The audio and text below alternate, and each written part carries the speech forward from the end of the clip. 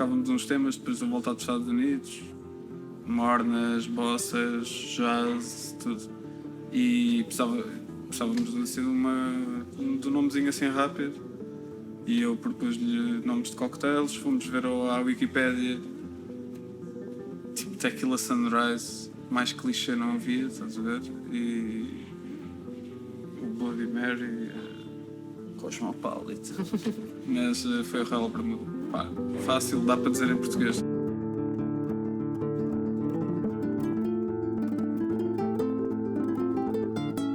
Eu perguntei-lhe naquela só de duelo, tocas Metallica, e ele safou-me tipo o riff da Master of Puppets, assim todo desengonçado. Eu, ok, já pode ser meu amigo e meu rival.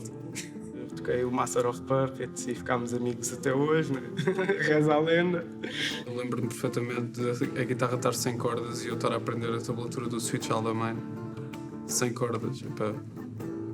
E depois voltei lá para os Estados Unidos, trabalhei e já comprei uma melhor, uma Gibson, e a partir daí a motivação mudou, né?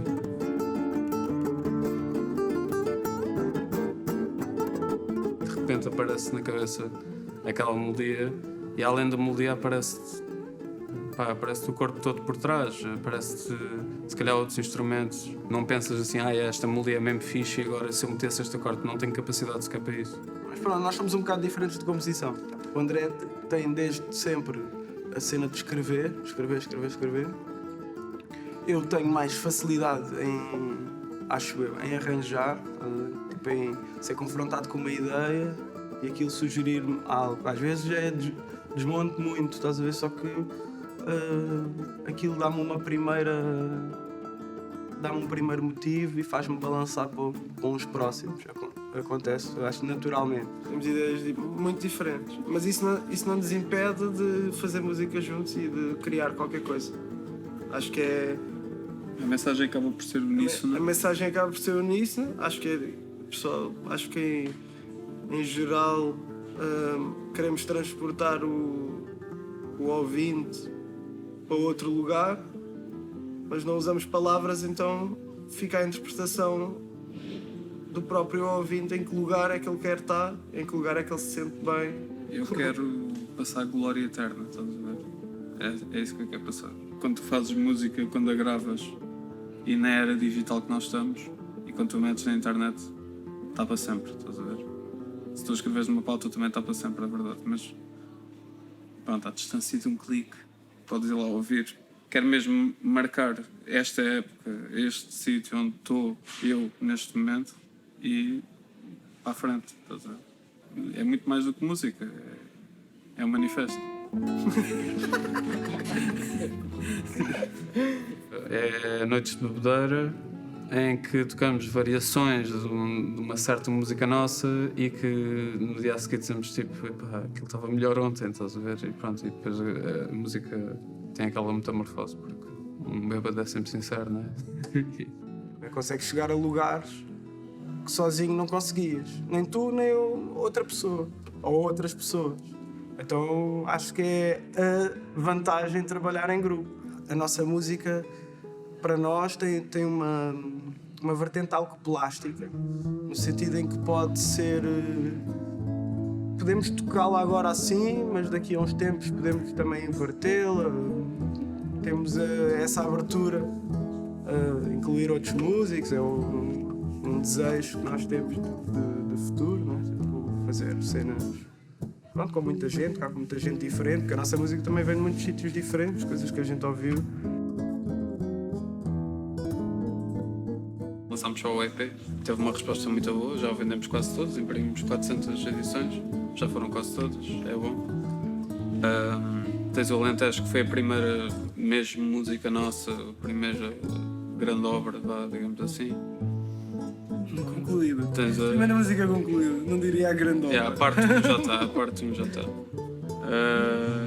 tens a Gajica Dance, que é mais uma homenagem tipo, a todas as influências que nós recebemos quando estávamos a tocar temas da Europa do Leste. E acaba com o Paraíso Cafajeste, que é... O nome Paraíso Cafajeste vem de já de ser um grande nome. Nós pensámos nesse nome uma vez, porque estávamos, pá, como acho que é normal todos os portugueses falarem disto, que é, isto realmente é muito fixe. Isto é muito bom, isto é um país muito bom, só é pena esta porcaria toda de corrupção e etc. Pronto, não quero entrar por aí, mas vocês percebem. E é um paraíso onde acaba por prosperar esta cultura da trafolhice e do desenrasque e de tudo isso.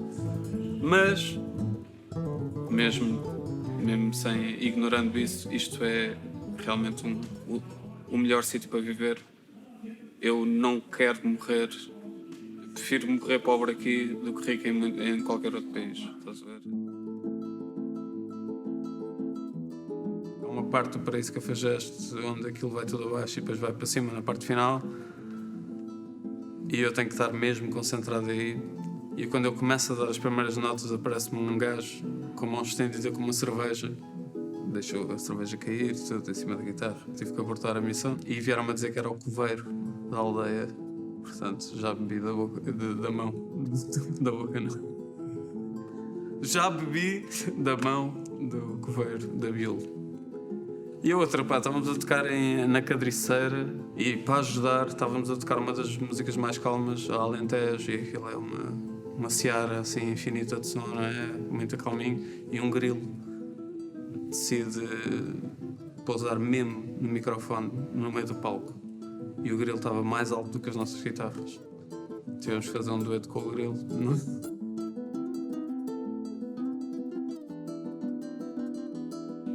Pá, isto foi mesmo uma aventura porque foi do metal e o metal dá-te disciplina. É como a música clássica, tens de tocar aquilo, não há muita variante naquilo. Tipo, tens um riff e tens de tocar o riff todo até ao fim para ser fiel. Quando eu entrei para o Hot Club, depois do liceu, comecei a saber improvisar e todo o jazz já é outra escola. Mostrou-me outro caminho, que era o de compor na hora. Porque quando olhava para grandes guitarristas, achava sempre. A maior parte das pessoas à minha volta dizia-me quem me dera tocar como ele. Pá, eu era mais da cena de quem me dera compor como ele. Então sempre pensei, eu gostava mesmo de compor coisas, porque o metal traz cenas muito de hinos, e eu comecei a compor cenas de metal para a minha primeira banda. E a partir daí comecei a compor em Guitar Pro. E comecei a ir para lados mais obscuros da música, porque preferia jazz ou música clássica ou etc. Eu respeitava sempre como música. A tal linguagem pode-se formar não de culturas, mas de pessoas. Estás a ver? Tipo, cada pessoa tem a sua linguagem. A partir daí começas a desenvolver essa cena. Então começas a querer não só representar a tua cultura, como a tua linguagem. Fiquei um bocado parvo com a cena do clássico de uma pessoa. Quando comecei a ouvir concertos para piano, que é tipo, tens a orquestra e o pianista. E o pianista faz a cena para o piano, mas escreve a parte da orquestra toda. Pá, isto é estúpido. Isto é absolutamente sobre-humano. Aconselho a ir a ouvir o concerto número 1 e 2 do Liszt, ou mesmo o número 2 do Rachmaninoff, porque é outro mundo. Quando vais para o clássico, os períodos musicais, por exemplo, o romantismo, que tem o pináculo no gajo do Voo das Valquírias, do Wagner, e depois tens uma reação que é o Stravinsky, estás a ver? Que é tipo, não, acabou o romantismo, esta cena toda de grandes feitos, grandes heróis, o idealismo todo acabou. Pronto, tens esses movimentos e essas respostas. Nós tínhamos um professor que era o Afonso Paes, no Hot Club, e um dos exames de semestre foi... Ele meteu 3 soloatos do Miles Davis a tocar, e nós só pela sonoridade das diferentes versões, cada uma tinha 7 minutos e tal, tínhamos que dizer que músicos é que estavam a tocar. É que não era... E tínhamos que dizer que ano, porque as formações foram mudando ao longo dos anos. Então só do som, só do tipo de som do saxofone, eu sabia que era o Coltrane, mas pronto, eu gosto de compor muito. Entretanto saí do clássico e comecei-me a concentrar em cenas tradicionais de guitarra clássica, porque comecei a tocar guitarra clássica e descobri o mundo do flamenco, e depois descobri a América do Sul, que é em termos de mão direta a herança deixada pelos espanhóis. É mesmo o mundo. Acho que a América do Sul é o sítio mais completo em termos musicais, porque é a gênese toda, é o racionalismo europeu, com o paganismo tribalista da América do Sul próprio e os ritmos africanos, pá, aquilo forma a música mais complexa e, pá, dos estilos de música mais bonitos: tango, milonga, salsa, merengue, cúmbia, samba, pá, não dá, é tudo tão bom.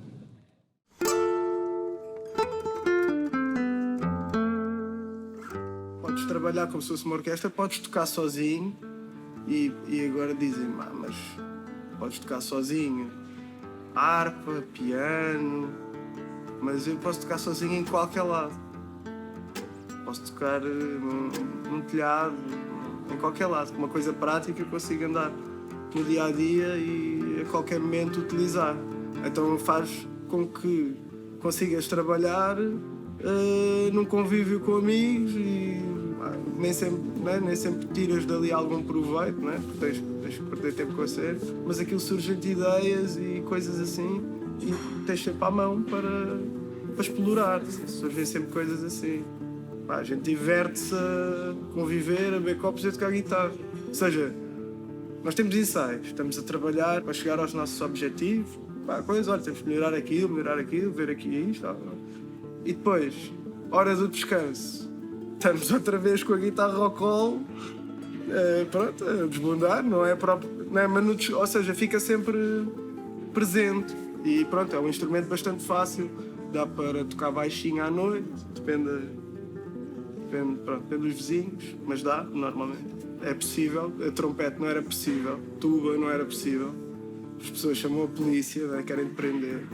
Mas guitarra está sempre encaixa nos momentos todos. Neto, chegas ao piano, fazes isto e aquilo saca som, estás a ver? Chegas à guitarra, dás uma cotovelada naquilo, não sabe que tens de saber. Ou dás a festinha ou dás com força.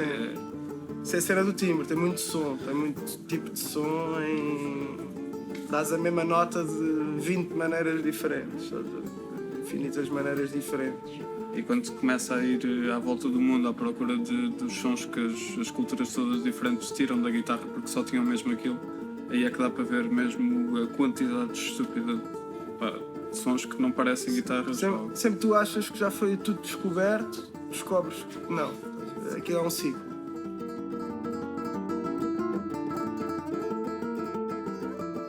Eu só queria tocar piano de salsa, ragtime e clássico. Pois, claro, se eu tocasse piano, era só isso.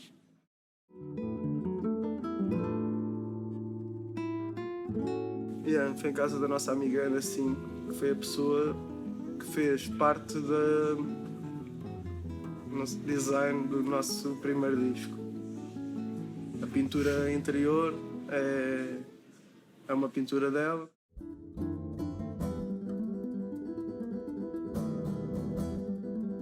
Os concertos no Quintal estão a ter alguma aderência. Também a nossa facilidade de logística e também a manuseabilidade de orçamentos e etc. Isso também acaba por chamar as pessoas, porque nós fazemos o máximo por transformar a experiência numa coisa familiar e não uma cena assim muito informal. Sim, é um concerto em casa. É mesmo para amigos, não é para amigos. É para estar de pantufas a ver o concerto de Royal Bermuda. Não, não fico ofendido. Eu não fico nada ofendido. Não? Até calça uma pantufa. Se não gostarem.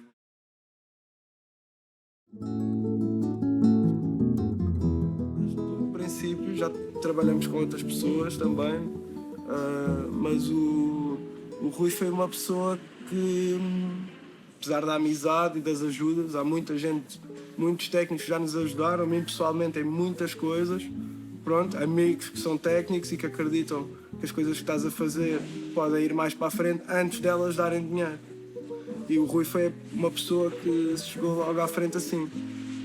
O convite para o Mordomias fazia todo o sentido nós participarmos num projeto do Rui da mesma forma que o Rui participa tão ativamente no nosso. Portanto foi, Rui, claro que sim, bora ver uma data e bora fazer acontecer. Tem um conceito bastante fresco e está muito bem trabalhado a nível de som e de imagem e de cenário.